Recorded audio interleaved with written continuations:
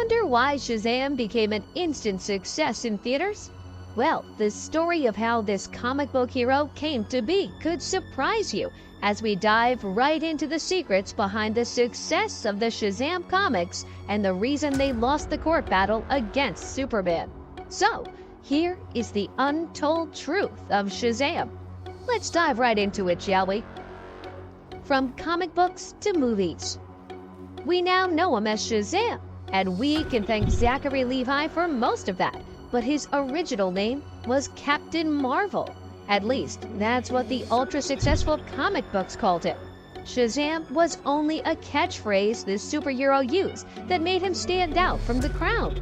And no, today we will not talk about the hidden story behind Shazam's superpowers. What we will be focusing on is the origin story of this character and how a small comic book company managed to take on a giant like DC Comics back in the 40s. Origin. It all started with National Comics, which later became known as DC Comics. They created ultra-popular characters like Superman and Batman, and the whole comic book culture was born.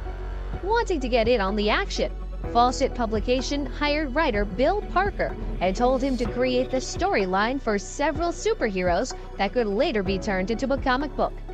Parker came up with names like Spy Smasher, Golden Arrow, Scoop Smith, and many others, but none of them appealed to the publishers. Then, they heard about a team of 6 superheroes, and each of them received their powers from a Greek god. The publication's director at the time, Ralph Day, told Parker to put all of those 6 people into one. Now, it was only a matter of figuring out a name for this superhero.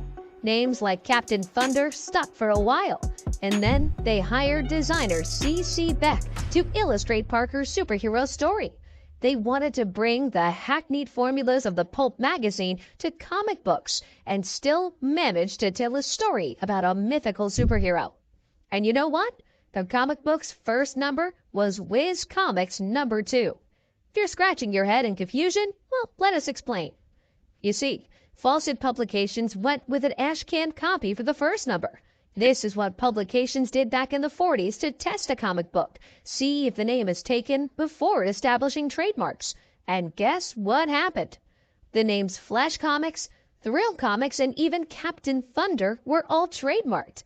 So now the publication became Whiz Comics, and the superhero's name got shortened from Captain Marvelous to Captain Marvel. All it took was a change in name in the word balloons of issue number 1.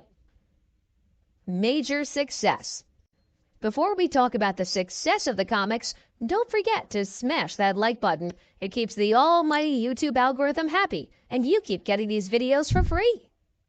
Whiz Comics number 2, Captain Marvel, hit the bookshelves late in 1939.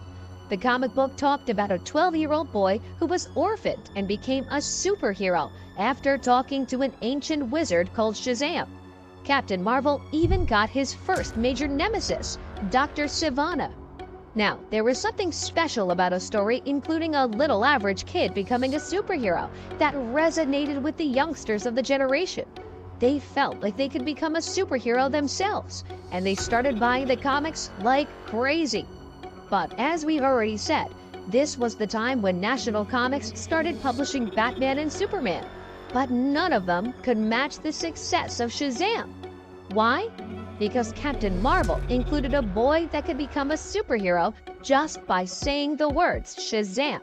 In fact, during one staff meeting, Roscoe Kent Fawcett told his people, quote, "Give me a Superman, only have his other identity be a 10 or 12-year-old boy rather than a man." At the height of their fame, the publication was pulling $1.1 million per month. Yeah, that many people were interested in Captain Marvel.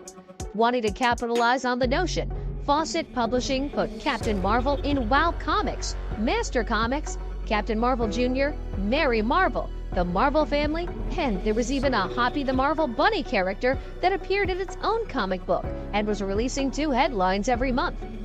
Now compare that with Superman and Batman, who each had 3, and one of the included World's Finest Comics, where they appeared together. This was the golden age of comic books, and no one really knew what fans wanted. It was a new genre of art, so comics had to figure out everything as they went along. Regardless, the people who created Superman were pissed that someone else was stealing their readers. So, what did they do? Superman files a lawsuit. DC Comics decided they had enough of Captain Marvel stealing their audience. After all, they made a character that was just like Superman. Instead of the giant S on his chest, they slapped a lightning bolt on his chest, changed the story a little bit, and voila! They made a new comic book. Not to mention, the Whiz Comics #2 was actually an exact copy of the first edition of DC's Superman. If Superman was lifting a car on the cover of the first issue, Captain Marvel was throwing a car in Whiz's comic book cover. After a long legal battle that went on for 7 years, from 1941 until 1948, National Comics Publications Incorporated went to court against Fawcett Publications Incorporated that same year. Still, the judge couldn't make a decision, as National Comics hadn't copyrighted most of the Superman issues. Needless to say, the initial verdict favored Fawcett Publications in 1951. The next year, Judge Learned Hand decided that NC's Superman had a valid copyright claim, and therefore, it was decided that Fawcett Publications Incorporated will stop producing Captain Marvel for good, and all of the rights to the name would go to DC. But how did the world react to such a harsh decision? The new versions of Captain Marvel. With the supply of Captain Marvel comics abruptly cut off, people didn't like the idea that they would never see the superhero appear in the comics. So that's why different publications across the world published comics with similar storylines. One such example was Marvel Man, created by Mick Englo from the UK. Then Marvel Man got changed and it now became Miracle Man and was written by Alan Moore. Finally, there was the comic book by MF Enterprises that made their own version of Captain Marvel, but they turned him into an android that could divide his body into several parts just by saying split, and then reassemble himself by saying Zam. While all of this was going on, DC was creating their own Captain Marvel. Theirs was released back in 1967, who was a space soldier who wanted to conquer Earth, but then had a change of heart and became a hero instead. Just another desperate attempt to bring back a fan-favorite superhero from the past. Silver Age. Golden opportunity. During the 60s, comic books were becoming popular once again. This was known as the Silver Age of comic books.